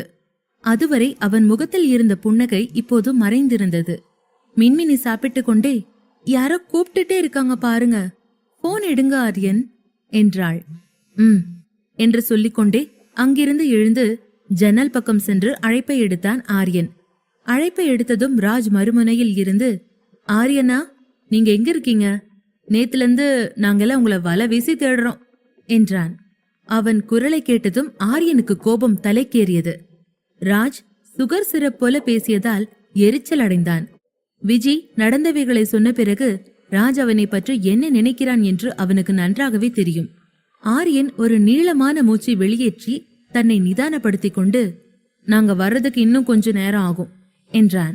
ராஜ் குழப்பத்துடன், என்னது இன்னும் லேட் ஆகுமா? ஆச்சி ரொம்பவே பயந்து போயிருக்காங்க. அவங்க பிபி பத்தி உனக்கு தெரியும்லனா என்று வேண்டுமென்றே நடித்தான். இதை கேட்டதும் ஆரியன், ஆச்சி கிட்ட சொல்லு, இன்னும் 1 மணி நேரத்துல வீட்டுக்கு வர்றேன் என்று நிதானம் மாறாமல் பதில் சொல்லிவிட்டு பற்களை நரநரத்தான். அதன்பின் ராஜின் பதிலை காதல் வாங்காமல் அழைப்பை துண்டித்தான். ராஜ் மறுபடியும் ஆரியன் மூடை கெடுத்தான். ஆரியன் வேகமாக சூரஜை அழைத்தான். அவனுக்கு சில விஷயங்களை உத்தரவிட்டுவிட்டு மீண்டும் மினியிடம் வந்தான். மின்மினி உணவை முழுவதுமே சாப்பிட்டிருந்தாள். ஆரியன் தான் சாப்பிட வேண்டும். ஆனால் அவன் போனில் பிஸியாக இருந்தான். மின்மினியும் ஏதோ முக்கியமான வேலை இருக்குமோ என்று எண்ணி உணவை கைகளில் எடுத்து ஆரியன் வாயருகே கொண்டு வந்தாள். தன் எதிரில் மின்மினியின் கையை பார்த்த ஆரியன் மின்மினிக்கு ஒரு புன்னகையை கொடுத்து வாயை திறக்க மின்மினி ஆரியனுக்கு ஊட்ட ஆரம்பித்தாள். உணவு சாப்பிட்டு முடிந்ததும் ஆரியன் தன் இடத்தை விட்டு எழுந்தான். சரிமினி போலாமா என்றபடி அங்கிருந்து நடக்க ஆரம்பித்தான்.